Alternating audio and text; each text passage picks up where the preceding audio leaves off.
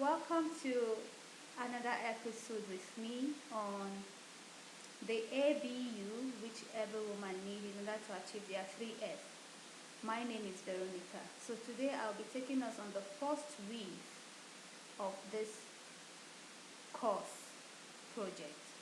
As I said before, when I said ABU will be beautifully attractive, unique who, which every human needs to identify, to accept, to develop in order for us to achieve our full freedom, full potential, and full success. So I call it FBS or 3F. Today, I'm going to bring into light our biological makeup and let us see our advantage and our disadvantage. Now, to start with, the woman is made up of XX chromosome, X from the female ovary and X from the man testosterone.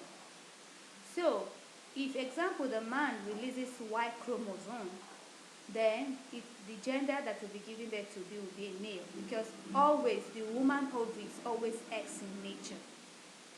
So, even though that we are XX chromosome, meaning that the male release X testosterone, so it's no fault of the woman because the woman ovary never change nature. So the woman ovary don't have XY, only have X, and the male is what have XY, the male testosterone. So having been formed by XX chromosome, we have estrogen hormone, we have telomere hormone, we have a lot of hormones that, one, it doesn't support the building of our skeletal bone to be broad and stronger. So it makes our bone is a bit fragile compared to the male. The second thing, it doesn't support broader muscular build. These are what the male have. And as well as the male have the cartilage more compared to women because of their bones and their joints.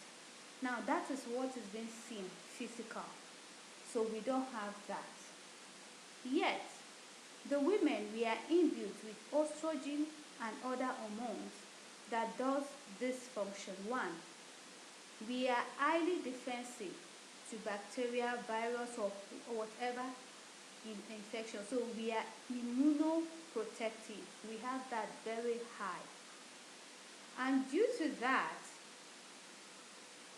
if we have, because we are experiencing change in menstrual cycle, puberty development, maybe during the process of conception, and menopause change, because a lot of things are working inside of us, it makes that hormone and our body system to be a bit fragile. And that is why you see sometimes when there is outbreak of disease, maybe you can see that some women are prone to it. It's not because we don't have the hormone that helps us to develop high antibiotic to be immunoprotective or self-defensive, but because we are experiencing a lot of biological changes based on the situation we are, so it makes us to be prone. Like example, let's say someone who is always changing location, the person will be psychologically disturbed. I use that as a physical example. Let's say you are always changing jobs, you are always changing house and stuff. The person will be unstable psychologically. That is what happened in our biological system. A lot is going on. So that is why you see it put us at the extreme end as if we are prone to disease. No, originally we are not. And then the society now exposed us to some things that made us also to be as if we are prone to disease. That is number one. Secondly, these hormones we have, including the estrogen and the telomere and other hormones imbued in us, made us to be naturally, we have longevity lifespan compared to the male. We can live longer, and we can be able to tolerate emotional stress. In quotes, especially acute emotional stress. When I mean acute emotional stress that will not last for a long time, as well as acute pain. This is because we can bear pain and stress, but when it begins to get longer, we begin to lose energy and we begin to be depressed. So I will say this: the society knows we have this hormone. Male don't have the hormone to bear pain. Emotional pain they don't have, as well as physical pain they don't have. We can bear pain more than them. But the society used the advantage of this and put some rules and laws that made the emotional stress we pass through to be longer than what we can contain. And that is why when you are looking at the depression rate, you see that women have more depression rates statistically than men. And we are not given the opportunity to hear out our view, to socialize. The society law did not give us, in order for us to be able to have the things that will help us to put off that stress. We are not given that opportunity. And even if we try to air our view, no one will listen to us. On the basis of this, we are not physically broader. So the society works with what they see physically.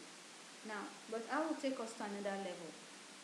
The next other level that this our hormones give us, that lead us to, that it is what contributes to the beauty of a woman and the youthfulness of a woman. So we are on the positive side. But being on the positive side, as I said again, the society uses it to their advantage. So a woman faces more harassment based on her body shape, based on her beauty, and because she lacks the physical strength to defend herself.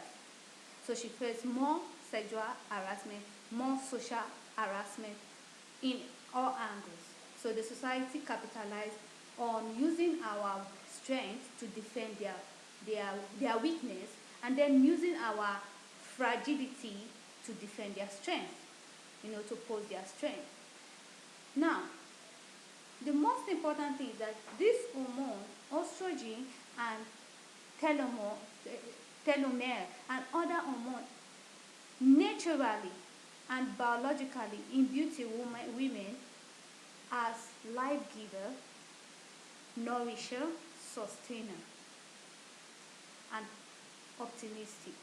And then that is what makes us to have strong will. Now, when I'm talking about life giver, it starts from the biology. The biology, when we conceive, you see that a lot goes in for a woman to sustain the life of that child.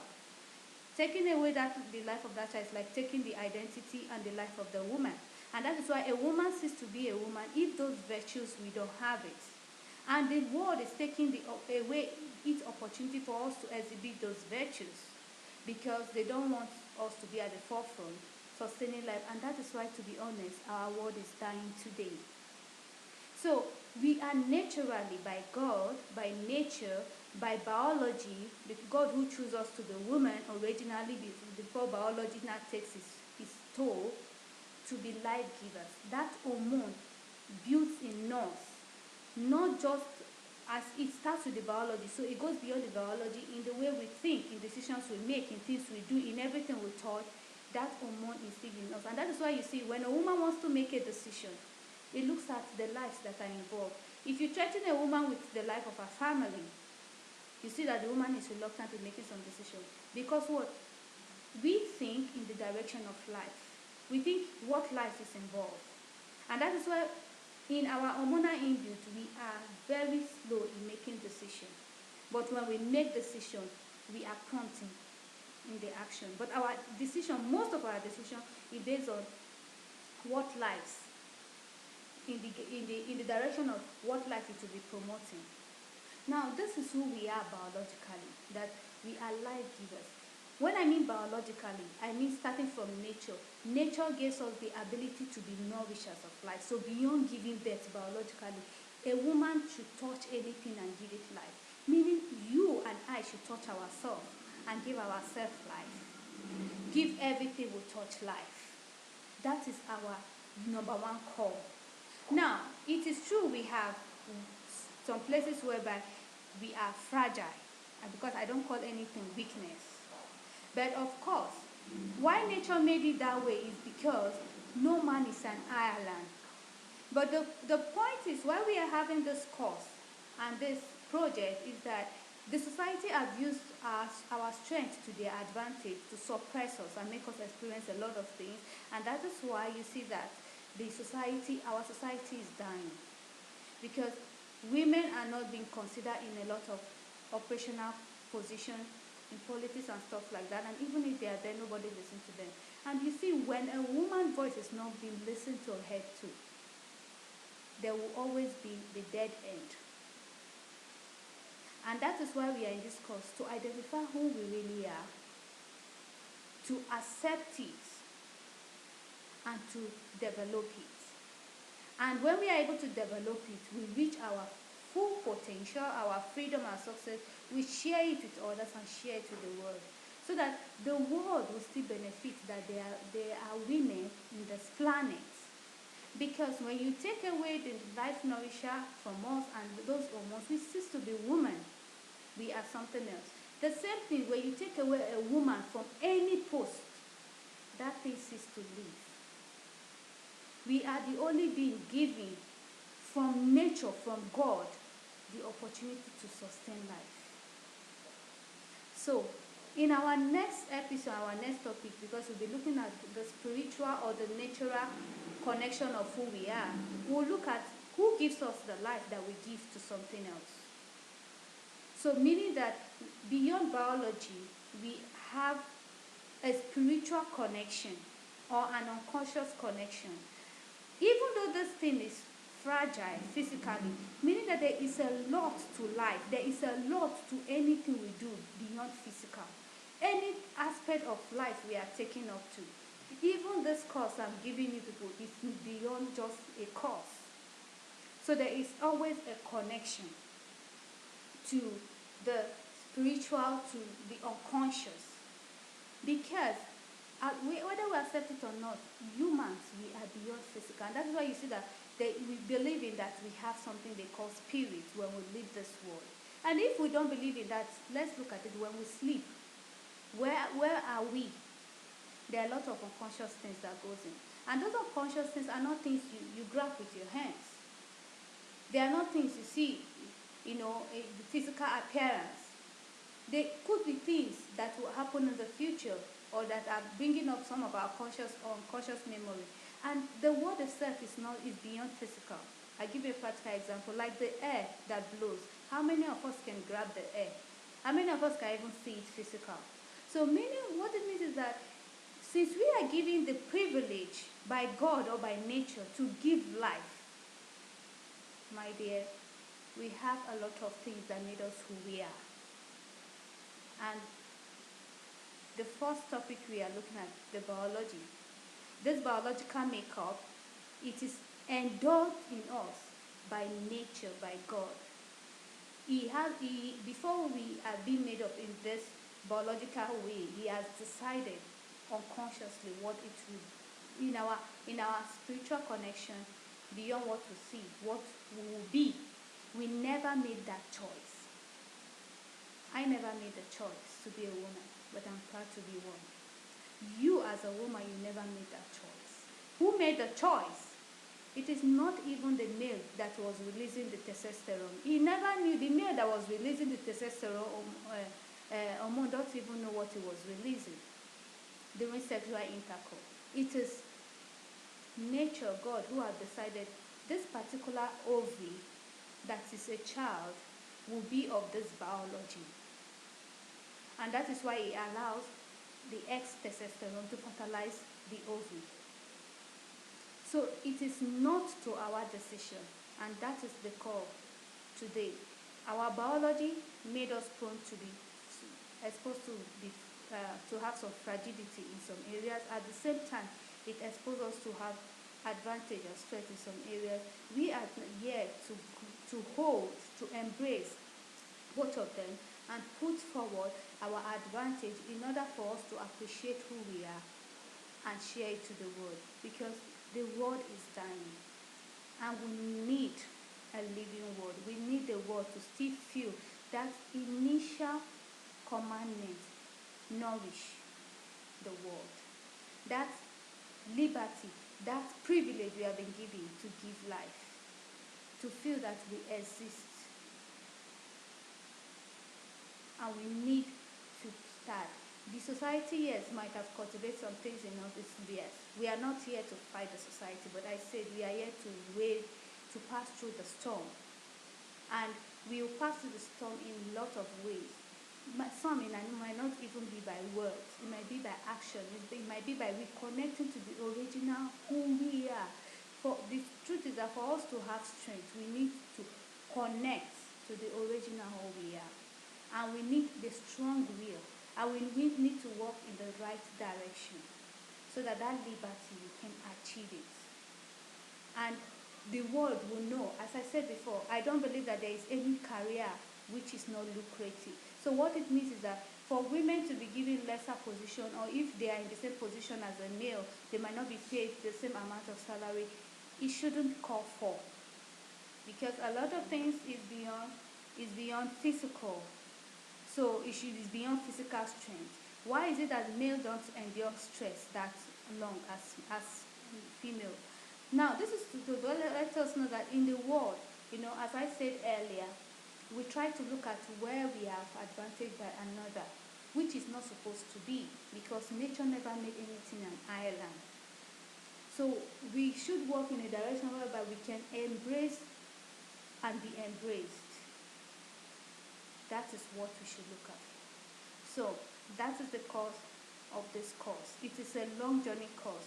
When we start the part 1 of discovering who we are, there will be a lot of practicals that will go in with it. So I pray that I trust you guys, and I pray that God help us and nature stands in favor of us, because this is a practical life course. It's not a course of we just say this has to do with you, it has to do with me, it has to do with you and I. So, and it has to do with our society, and the society is not helping. There are a lot of places that women are, apart from sexually harassed, they are being killed because they are more vulnerable. So we have to start to see, is there a way we can protect our vulnerability since we are not physically strong? How? If maybe beyond words, what can we do? Because we need to live. Just imagine a woman who is pregnant. If that woman's life is taken, the child is gone. So it's just marvelous that the world cannot sustain without a woman, without us. The child cannot live without the mother. And is there a world without a child? No. So we need our world to be alive, and we need to see how we have to protect our vulnerability. It might be beyond words. It might be coming out physically. We don't need all that. We need something more. So I pray that God help us, and as well as I pray that this course will give us what we have lost. Will give us the confidence and everything, and building our not just our spirituality, our willpower. And I trust in all of you out there that we all work towards it. Thank you. Bye-bye for now.